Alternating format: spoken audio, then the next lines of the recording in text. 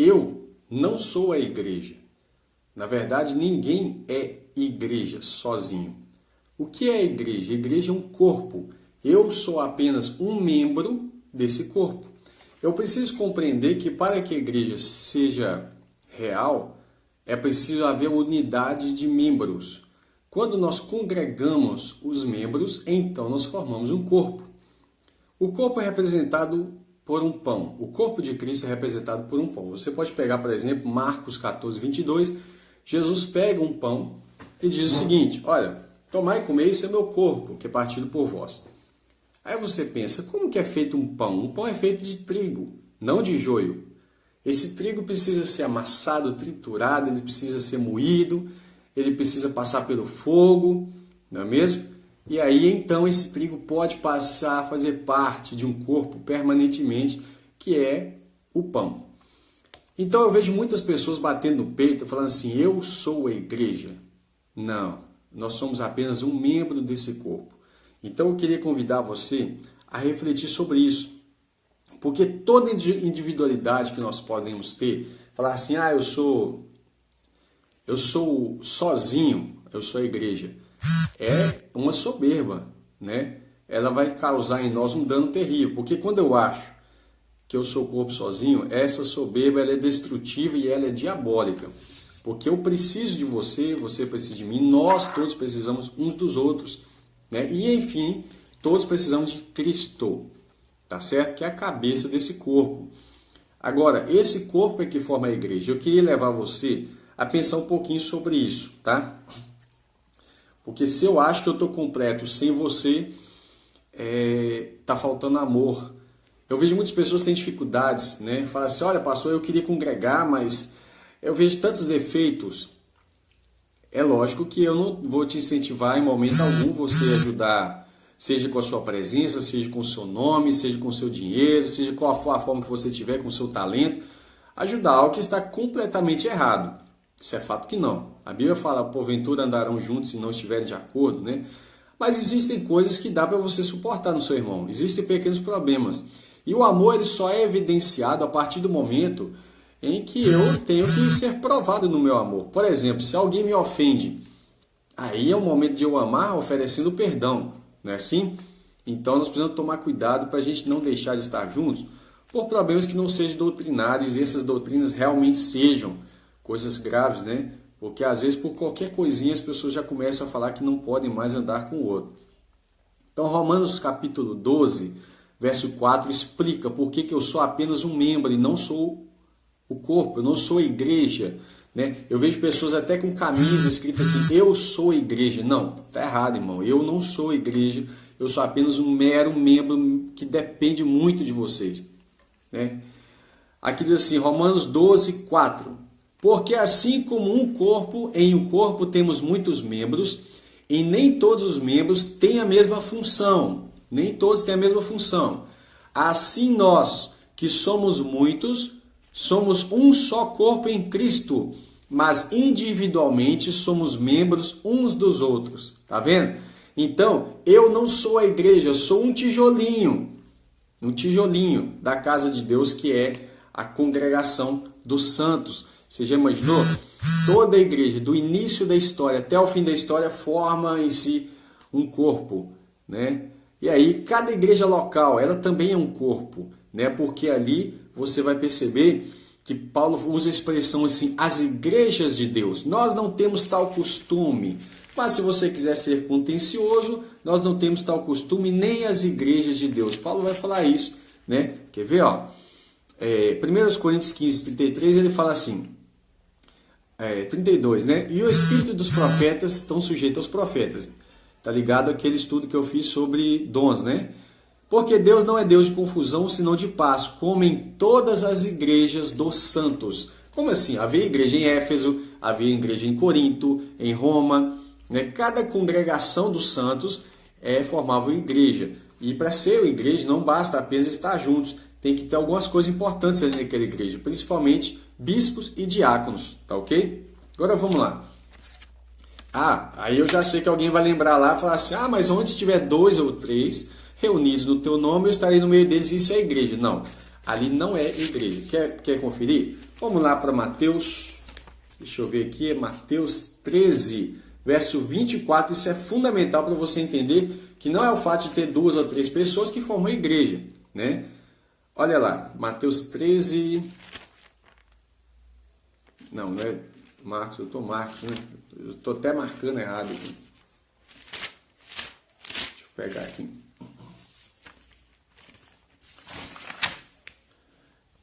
Mateus 18, tá, irmão? Me desculpe. Mateus 18, a partir do verso 15. Abre a sua Bíblia que você vai compreender claramente o que é que Jesus estava falando. A palavra igreja, eclesia, quer dizer sim, chamados para fora. Era quando você convocava alguém para uma reunião fora da sua casa. Então as pessoas ficavam dentro de casa, você convidava eles também para vir fazer uma reunião a respeito, tratar um determinado assunto. E aí surgiu essa ideia da eclesia. Mas vamos lá. Olha o que Jesus está ensinando, Mateus 18, 15. Não tem nada a ver com a formação de uma igreja, e sim com um testemunho. Ora, se teu irmão pecar contra você, vai e repreende entre ti e ele só. Se te ouvir, ganhaste teu irmão. Uma pessoa foi lá e repreendeu outra pessoa. Se te ouviu, amém. Ganhou o seu irmão. Agora, mas se não te ouvir, leva ainda contigo, tá você vai levar mais 2, mais 1 ou 2. Agora são 3. De acordo com a lei, a Bíblia fala que um testemunho precisava ser confirmado por boca de 2 ou 3 testemunhas. Então agora ele fala assim, ó, se você falar com ele e ele não te ouvir, aí você vai chamar testemunhas. Então vai você mais 1 ou 2. Para que pela boca de 2 ou 3 testemunhas toda a palavra seja confirmada. E se eu não escutar nem a você nem as testemunhas? Aí ele fala assim, se não as escutar, diz-o à igreja. Ou seja, 2 ou 3 pessoas não formam a igreja. Aí então você vai levar o caso à igreja, tá ok? E se também não escutar a igreja, irmão, quando a pessoa é teimosa demais, veja bem, não escutou a igreja, considera-o como um gentil e publicano. Isso é palavra de Jesus. Ou seja, não houve nessa pessoa um coração de arrependimento. Então o que acontece? Se a pessoa nem diante da igreja ele se arrepende, então aí fala, considera como gentil publicano. Em verdade vos digo, olha o contexto, que tudo que ligares na terra será ligado no céu, e tudo que desligares na terra será desligado no céu. Está vendo que ele está falando sobre o corpo? Você está conectando, desconectando, né? Também vos digo que se 2 de vós concordarem na terra acerca de qualquer coisa que pedirem, isso vos será feito por meu Pai que está nos céus. Porque onde estiver 2 ou 3 reunidos no meu nome, aí eu estou no meio deles. Ele não falou que onde tiver 2 ou 3, formou igreja. Ele só está falando que vocês podem estar...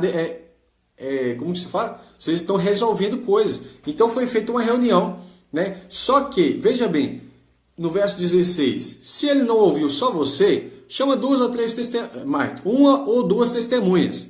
Essas 3 pessoas não formaram a igreja. Por isso que fala, se não ouvir vocês 3, então leve o caso à igreja. Igreja, irmão, ela tem bispos e diáconos, tá ok?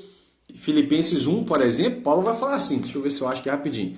Paulo, quando ele fala assim, ó, Paulo e Timóteo, servos de Jesus Cristo, Filipenses 1:1, a todos os santos em Cristo Jesus, ou seja, toda a igreja, que estão em Filipos, com bispos e diáconos. Né? Só para dar um exemplo para vocês entenderem que a igreja ela é um organismo, mas ela é organizada. Né? Ah, mas Jesus é o meu pastor, glória a Deus, amém. Esse seu pastor, ele separou uns para serem pastores, mestres, evangelistas e tal. Então você tem que ouvir a voz desse pastor. Só que esse pastor, Jesus, ele é o sumo pastor. Como no Antigo Testamento havia sacerdotes, as quais nós somos espiritualmente sacerdotes, havia também o sumo sacerdote, que é aquele que está por cima de todos os sacerdotes. Jesus, que é o nosso grande pastor, ele também é o sumo pastor, a qual Pedro vai falar lá na sua epístola, 1 Pedro 5, do verso 1 ao 4. Pode ler lá, né, que vai falar sobre essa expressão. O que é sumo pastor? É o pastor principal, é Cristo. Ele é cabeça de todo o corpo e ele mesmo organizou o seu corpo dessa maneira. Tá certo? Vamos lá. Eu queria ler com vocês 1 Coríntios 12, verso 11, né? Ele fala assim, Mas um só e mesmo Espírito opera todas essas coisas, repartindo particularmente os dons, né, a cada um como quer.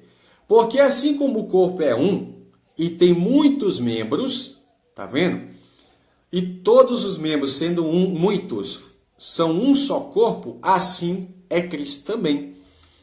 Pois todos nós fomos batizados em um Espírito, formando um corpo, quer judeus, quer gregos, quer servos, quer livres, e todos temos bebido de um Espírito. Porque também o corpo não é um só membro. Preste atenção, um membro não é um corpo, né? Mas muitos membros. E aí, deixa eu abrir esse texto na minha Bíblia aqui que eu tinha impresso aqui.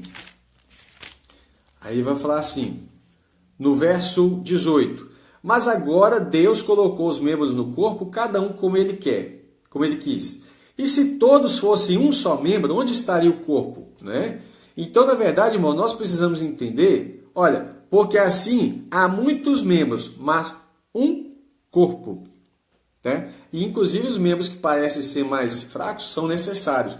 Então o que a Bíblia diz? Que eu não sou a igreja, eu sou um corpo e eu não posso ser soberbo a ponto de falar assim, eu não preciso congregar, eu não preciso aprender com os irmãos. Existem então as falácias aí, o Espírito Santo vai me revelar todas as coisas. Então por que é que Jesus deixou uns para ser mestres?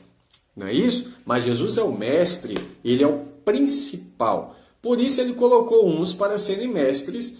E aí as pessoas falam assim, eu não preciso de pastor. Isso é uma heresia diabólica. Vai ser, Jesus é o meu pastor. Não é isso que as pessoas falam?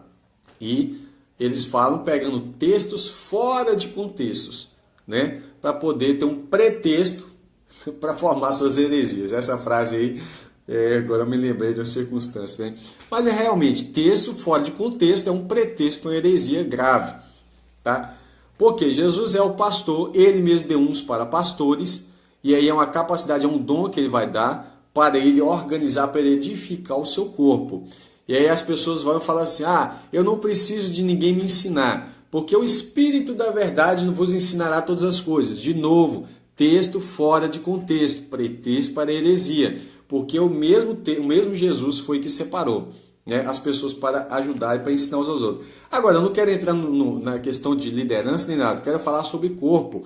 Eu preciso de você, você precisa de mim. Irmãos, nós precisamos estar orando uns pelos outros, estar juntos. Comunhão é ter algo em comum, principalmente ter conhecimento um dos outros, né, para cuidar, para exortar. Olha o que a Bíblia fala, irmãos, exortai uns aos outros no dia que se chama hoje, para que ninguém se endureça pelo engano do pecado. Agora, se eu não tenho intimidade com você, como é, né, que eu vou te exortar? Se você simplesmente eu não te conheço, né? E aí, se eu não tenho intimidade com você, para chegar e falar assim, irmão, cuidado, hein? Isso que você está praticando pode levar você ao pecado, pode afastar você da presença de Deus, né? Agora, deixa eu ver se eu acho achei.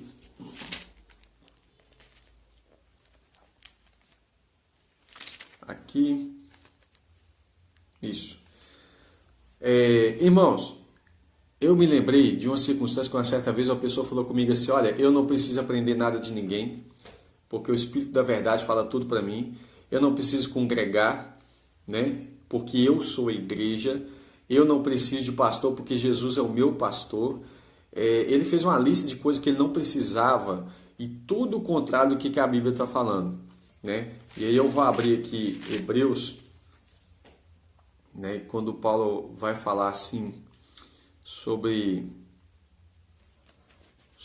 os pastores, sobre deixar de congregar. Você já conhece essa passagem, né? Eu vou falar assim, não deixando de congregar. Acredita, rapaz, que eu estou procurando esse verso aqui.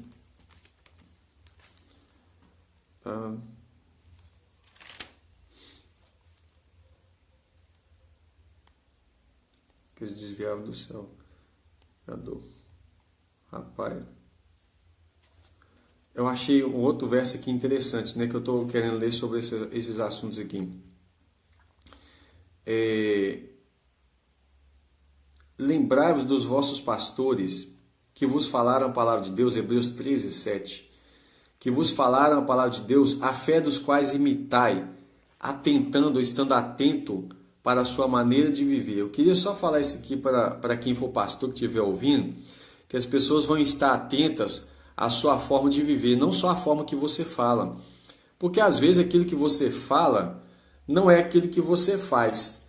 Então a Bíblia fala que um pastor, eu estou usando a expressão pastor, que deveria ser bispo pela Escritura, qualquer líder na igreja que exerce uma função que está cuidando dos irmãos, entenda que cargo é carga, tá?